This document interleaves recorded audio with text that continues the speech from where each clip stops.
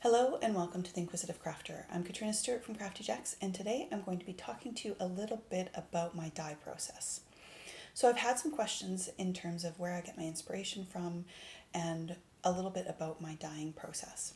So I thought I'd share that with you today. So to start with, I draw a lot of my inspiration from the natural world that we see around us outside.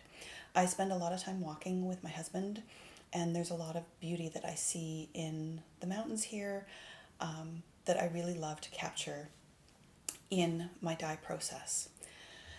The other thing is that in my life before becoming a fiber artist, I was a professional photographer. And in that role, I did a lot of my own color printing for a number of years. And so from that, I was able to learn a lot about the breakdown of colors and how certain colors mix together. And I take a lot of that knowledge and apply it to my dyeing. So my first step is when I get a new dye, I dye a little sample of it so that I can see what it looks like on actual fiber. And all of these samples are at 1% depth of shade, and that is what I do with all of my sort of core samples, is that I have them, they're all marked so that I know exactly what they are. And it's probably hard to see on video, but some yellows are a little bit more golden versus a little bit brighter. And so those types of characteristics will play into what the final color looks like. So if you were to mix a brighter yellow with a navy, for instance, you're going to get sort of a brighter green than if you were to mix the goldy yellow with the same blue. You're going to get sort of a more muted green. And so those are some things that I take into consideration.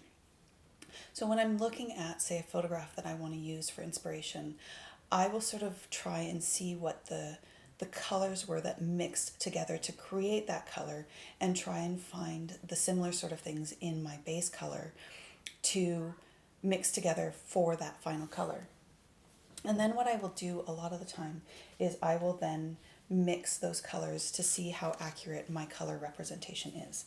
And so I mix those colors together, and these are just some of the samples that I have of various different blends. I keep track of how much of each color went into it so that I know how to replicate it. When I am choosing to dye a yarn, for instance, I often layer a lot of my yarn. And so I may choose 3 or 4 different colors and go, I like those colors together. I will try layering that, and that is how I do a lot of my layered colorways. For fiber, I will take those colorways, these colors, and mix a dye stock, and then I usually put it onto the fiber in blocks of color. So that is a tiny little bit about my dye process. I hope you have found this video informative. If you have questions for me that you would like me to answer in a future video, please send them to ask@craftyjacks.ca, and I will do my very best to do that for you. Thank you so much for joining me. Have a wonderful day, and we'll see you next time. Bye for now.